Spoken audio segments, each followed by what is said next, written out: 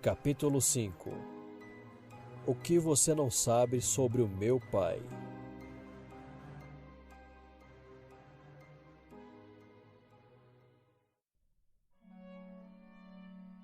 Ficaste espantada um dia quando te contei em passeio o que meu pai me dissera alguns dias antes da minha primeira comunhão.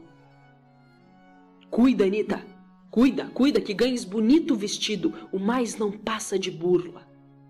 Quase me teria mesmo envergonhado do teu espanto. Agora rio-me disso. O mais bem feito em toda essa burla era permitir-se a comunhão apenas aos 12 anos.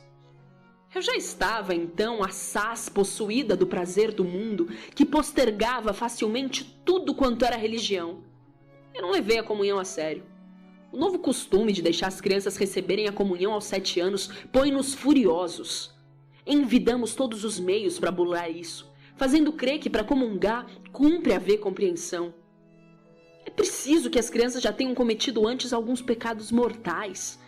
O branco Deus será menos prejudicial, então, do que recebido quando a fé, a esperança e o amor, frutos do batismo, escarros sobre tudo isso, ainda estão vivos no coração da criança. Lembras-te que já sustentei esse mesmo ponto de vista na terra? Torna meu pai. Ele brigava muito com minha mãe, raras vezes te frisei isso. Tinha vergonha. Que é vergonha, coisa ridícula, a nós tudo é indiferente. Meus pais não dormiam mais no mesmo quarto. Eu dormia com minha mãe, papai no quarto ao nosso lado, onde podia voltar a qualquer hora da noite. Ele bebia muito e gastou a nossa fortuna. Minhas irmãs estavam empregadas e precisavam do seu próprio dinheiro, como diziam. Mamãe começou a trabalhar. No último ano de sua amargurada vida, papai batia em mamãe muitas vezes quando não lhe queria dar dinheiro. Para mim, ele sempre era bonzinho. Um dia, contei-te isso e ficastes escandalizada sobre o meu capricho. E de que não te escandalizastes em mim, hein? Um dia, pois, devolveu 2 vezes sapatos novos porque a forma dos saltos não me era bastante moderna. Na noite em que uma apoplexia vitimou meu pai mortalmente, aconteceu algo que nunca te confiei, por temer desagradável interpretação da tua parte. Hoje, porém, deves sabê-lo. Esse fato é memorável, porque foi pela primeira vez que o meu atual espírito carrasco se acercou de mim. Eu dormia no quarto de minha mãe. Suas respirações regulares denotavam seu profundo sono. De repente, ouvi chamar meu nome. Uma voz desconhecida murmurou: "O que acontecerá se teu pai morrer?" Eu não amava mais meu pai, desde que ele começara a maltratar minha mãe. Já não amava propriamente ninguém, só me prendia a alguns que eram bons para mim. Amor sem intuito natural existe quase só nas almas que vivem em estado de graça.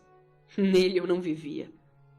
Respondi assim ao misterioso interlocutor: "Com certeza ele não morre." Após breve intervalo, ouvi a mesma bem compreendida pergunta, sem me incomodar de saber de onde provinha. "Qual que? Ele não tá morrendo!" escapou-me casmurra.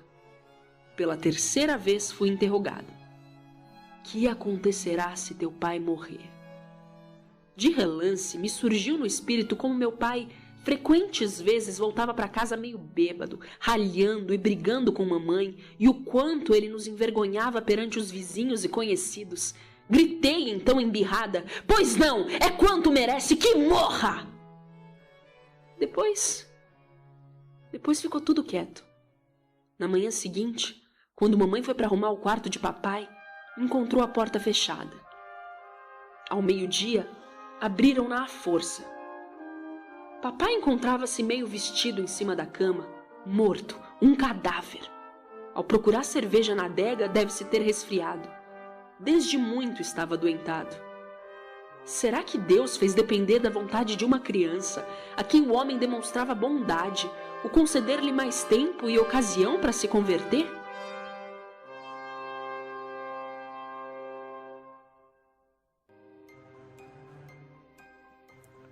Capítulo 6. Todos os que no inferno ardem não rezam ou não rezaram o bastante. Marta cá e tu me fizestes ingressar na associação das moças. Nunca te escondi que achava as instruções das duas diretoras, duas senhoras X, assaz vigaristas. Achava os jogos bastante divertidos, conforme sabes. Cheguei em breve a sustentar nele papel preponderante.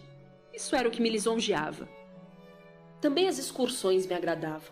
Deixei-me até levar algumas vezes a confessar-me e comungar. Propriamente não tinha nada para confessar. Pensamentos e sentimentos comigo não entravam em conta. Para coisas piores eu não estava madura ainda. Admoestaste-me um dia. Anne, se não rezares mais, perder-te-ás. Ora, eu rezava realmente muito pouco e também só contrariada de má vontade. Tinhas tu, sem dúvida alguma, razão. Todos os que no inferno ardem não rezaram ou não rezaram bastante. A oração é o primeiro passo para Deus, sempre decisivo. Mormente a oração para aquela que é a mãe do Cristo, cujo nome não nos é lícito pronunciar. A devoção a ela arranca ao demônio inúmeras almas, que os pecados lhe teriam infalivelmente atirado às mãos. Furiosa continuo por ser forçada. Rezar é o mais fácil que se pode fazer na terra. Justamente a essa facilidade Deus ligou a salvação. A quem reza com assiduidade, Deus dá paulatinamente tanta luz e fortalece-o tanto que o mais afogado bode de pecador se pode definitivamente levantar pela oração, ainda que esteja submerso na lama até o pescoço. Nos últimos anos de vida eu deveras não rezava mais e assim me privava das graças sem as quais ninguém pode se salvar. Aqui não recebemos graça alguma. Mesmo que a recebêssemos, com escárnio a rejeitaríamos. Todas as vacilações da existência terrestre acabaram no além. Na vida terrena pode o homem passar do estado de pecado para o estado de graça. Da graça pode cair no pecado e frequentes vezes eu caí por fraqueza. Raramente por maldade. Com a morte terminou essa inconstância do sim e do não, caindo e levantando-se. Pela morte cada um entra no estado final, fixo, inalterável. À medida que avança a idade, tornam-se menores os saltos. É verdade que até a morte a gente se pode converter a Deus ou virar-lhe as costas. No morrer se decide o homem, entretanto, com as últimas tremuras da vontade, maquinalmente, tal como se acostumara na vida.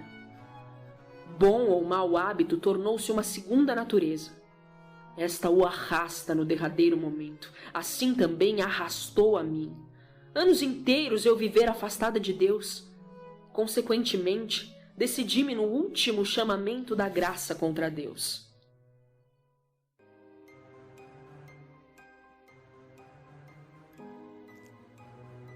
Capítulo 7. Odeio também o demônio. Não que o haver pecado muitas vezes me fosse uma fatalidade, mas porque eu não me queria mais levantar. Repetidas vezes me admoestaste a assistir à pregação e a ler livros devotos. Eu escusava-me regularmente com a falta de tempo. Havia eu de aumentar ainda mais a minha incerteza íntima? Cumpre-me, aliás, afirmar. Quando cheguei a esse ponto crítico, pouco antes da minha saída da Associação das Moças, ter-me-ia sido muito difícil enveredar por outro caminho. Sentia-me insegura e infeliz. Diante da minha conversão, levantou-se um paredão. Deves tê-lo desapercebido. Tu o tinhas imaginado tão fácil quando uma vez me disseste: faça, pois, uma boa confissão, Anne, e tudo ficará bem.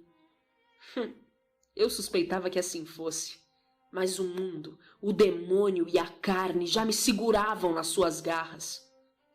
Na atuação do demônio eu não acreditava nunca. Agora atesto que a pessoas como eu então era, o demônio influencia poderosamente. E só muitas orações alheias e as minhas próprias, juntamente com sacrifícios e sofrimentos, teriam conseguido arrancar-me dele. Isso devera só paulatinamente. Poucos possessos, o demônio não pode tirar o livre-arbítrio àqueles que se entregam à sua influência.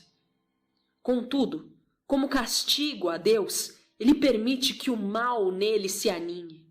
Odeio também o demônio. Todavia gosto dele porque ele procura perder-vos, ele e seus auxiliares, os anjos caídos com ele desde os princípios do tempo. Há miríades, vagueiam pela terra inúmeros como enxames de moscas sem que sejam suspeitados. A nós, homens réprobos, não nos incumbe de vos tentar, isso cabe aos espíritos caídos. Aumentam, sim, ainda mais os seus tormentos toda vez que arrastam uma alma humana ao inferno. Mas de que não é capaz o ódio?